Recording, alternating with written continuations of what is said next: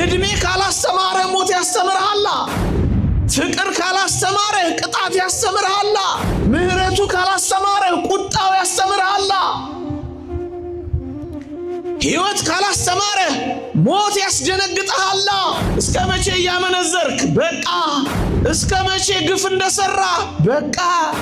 የታመሙ አልጋ ላይ ተጣብቀው የሚኖሩ አጋንንት የሚዋጓቸው መከራ የሚያደርሱባቸው ፋታ የሚያጡ ሁሉ በቃ ሊባሉ አይገባም። ተጨንቀው እስከ መቼ ነው? ታመው እስከ መቼ ይኖራሉ? ደማቸው እየፈሰሰ እስከ መቼ ይኖራሉ? በበሽታ ጥዝጣዜ እስከ መቼ ይሰቃያሉ? በቃ ይላቸዋል።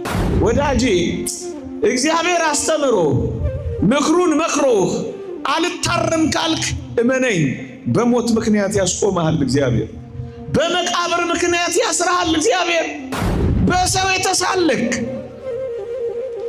ሰውን እንደ ቁብ የቆጠርክ ለሰው ርኅራኄ ያላሳየ እመነኝ አንድ ቀን በሞት ፊት ትደነግጣለህ። እና እያመነዘርን ምድርን እያበላሸናት እንኖር እና ሰውን እያፈናቀል እና ሰውን እያስራብ እና ሰውን እያስመረር እና ምስኪኖችን እያጎሳቆል ለዘላለም እንኖር። ይሄ ፍትህ ነው? ይሄ ርት ነው? ምዕመናን ጉልበተኛ እንደጨቆነ ምስኪኑ እንደተጨቆነ በቃ ምንም ሞት ሳይኖር እዚህ ዓለም ላይ ፍትህ ተጓድሎ ይቀጥል።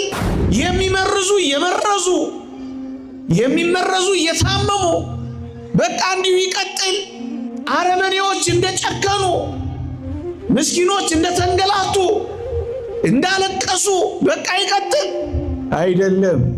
እግዚአብሔር በሞት ምክንያት በቃ ሊል አይገባም።